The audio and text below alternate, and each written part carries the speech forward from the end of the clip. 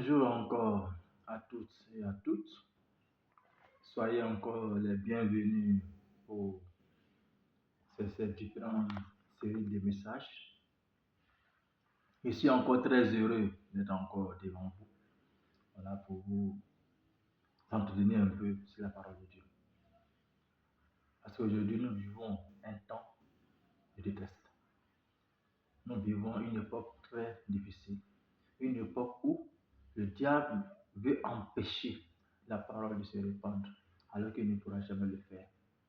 Parce que la parole de Dieu est plus puissante, doublement puissante. Donc, quels que soient les obstacles qui vont se dresser contre cette parole-là, elle va toujours circuler.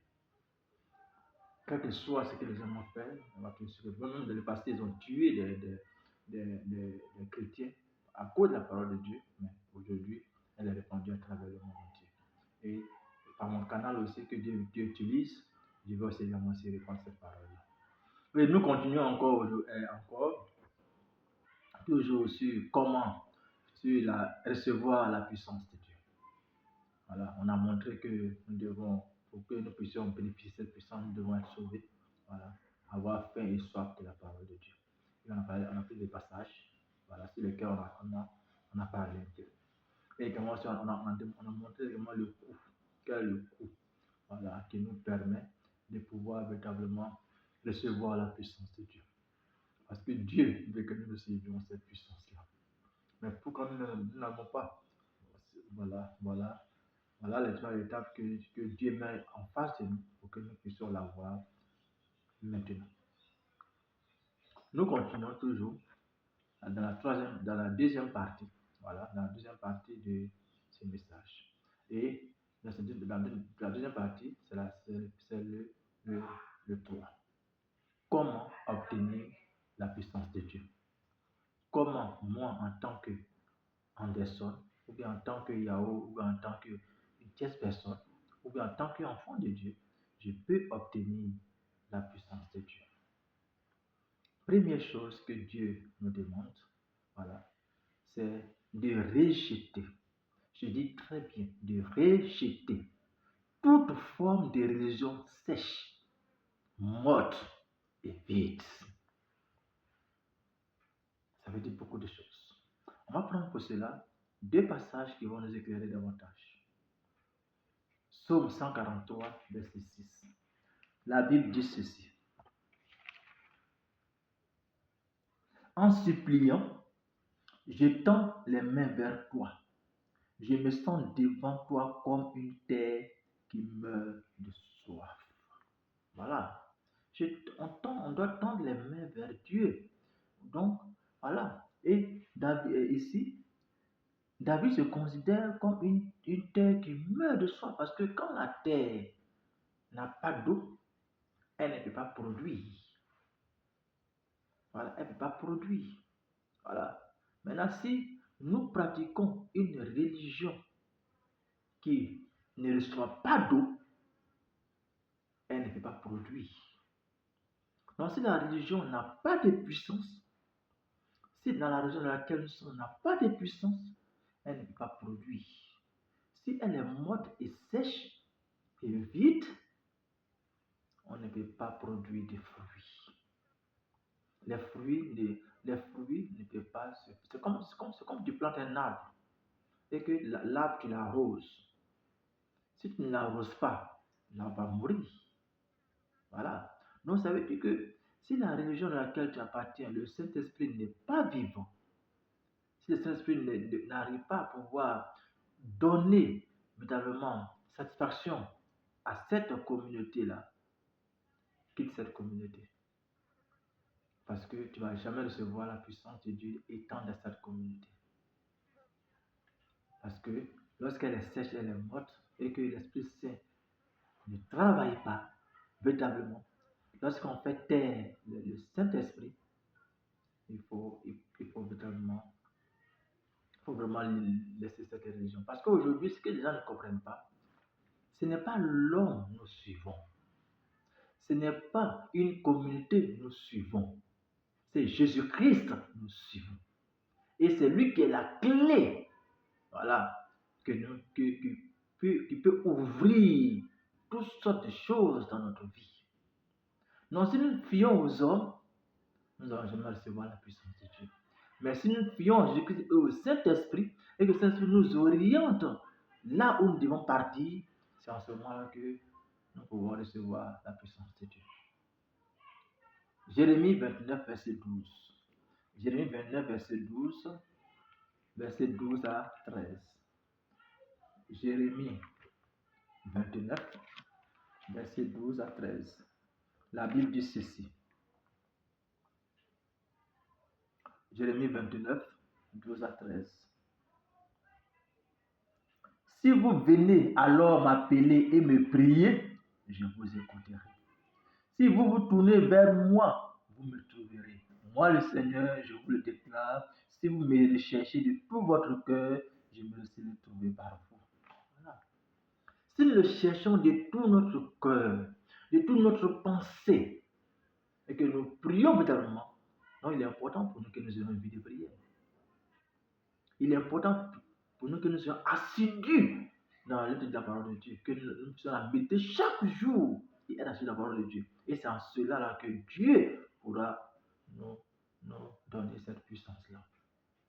Mais si, dans la journée dans laquelle on n'arrive pas à vraiment avoir une vie de prière, on n'arrive pas à pouvoir vraiment lire quotidiennement la Bible, on n'arrive pas à pouvoir méditer la parole de Dieu, et que ces choses-là manquent, et que la conscience de Dieu manque, c'est difficile que j'ai la puissance de Dieu. Donc voilà pourquoi la première chose, c'est de rejeter toute forme de religion sèche, morte et vide. Deuxième chose, c'est être propre et pur. Être propre et pur. Selon Ecclésiaste,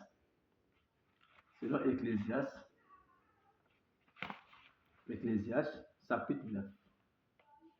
Ecclésiaste 9. Voilà. Selon Ecclésiaste 9, verset 8. La Bible dit ceci.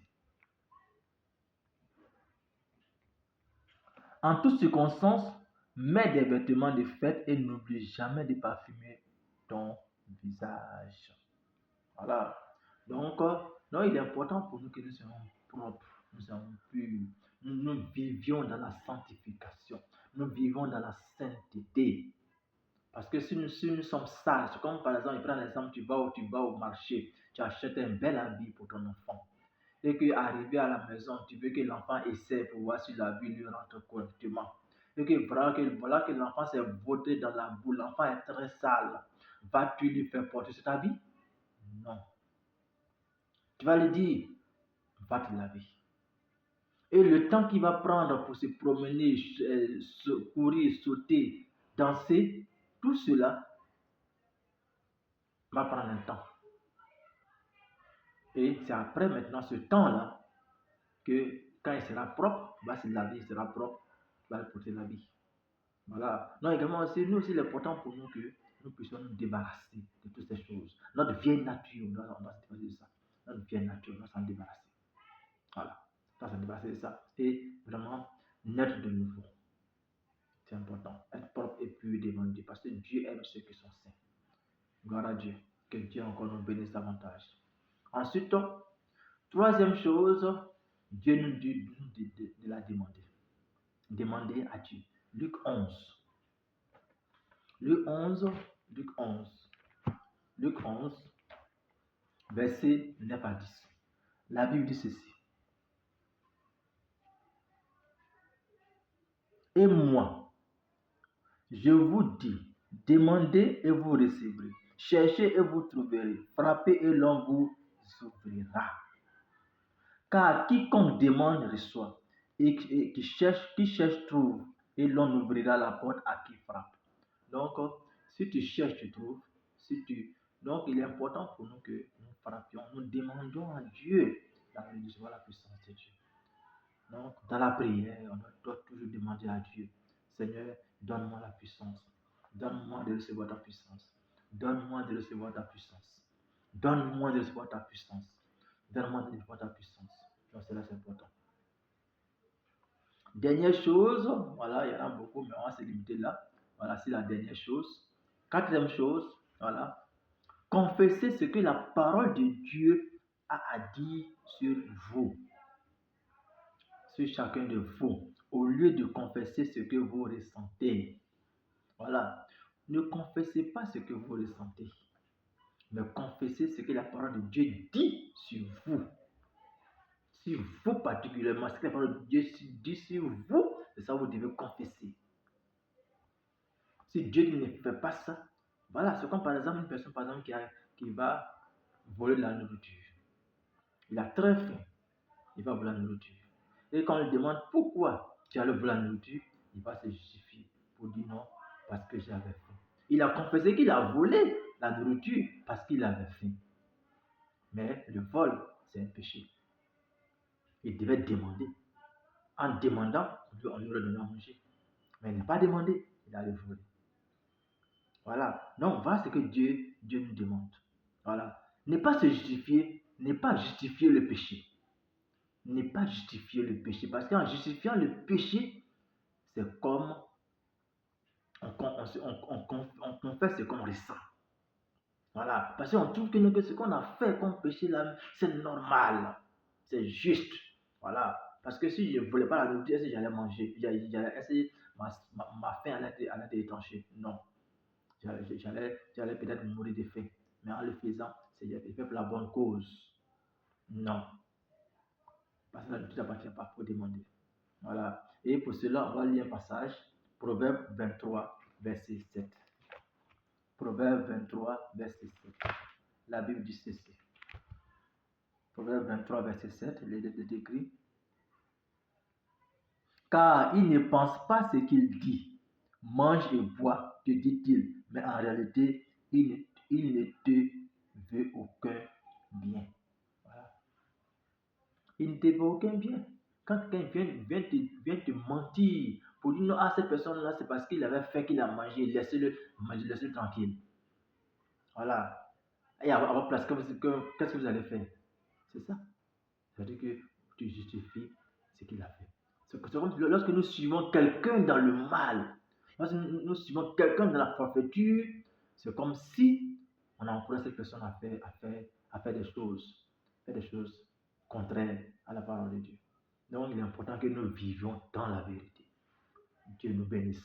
Dernier passage, 2 Corinthiens 3, verset 18. 2 Corinthiens 3, verset 18, la Bible nous ceci. Mais tous, nous tous, le visage découvert, nous reflétons la gloire du Seigneur. Ainsi, nous sommes transformés pour être semblables au Seigneur et nous passons d'une gloire à une gloire plus grande encore. Voilà en effet ce qui réalise le Seigneur qui est. Voilà en effet ce que réalise le Seigneur qui est l'Esprit. Donc voilà ce que Dieu réalise en nous. Il nous transforme. Voilà. Il nous transforme avec l'image, avec son image. Donc, voilà comment faire pour obtenir la puissance de Dieu. Donc, comment obtenir la puissance de Dieu? Voilà le cheminement. Donc, si cet enseignement vous a plu, likez, dites j'aime et partagez.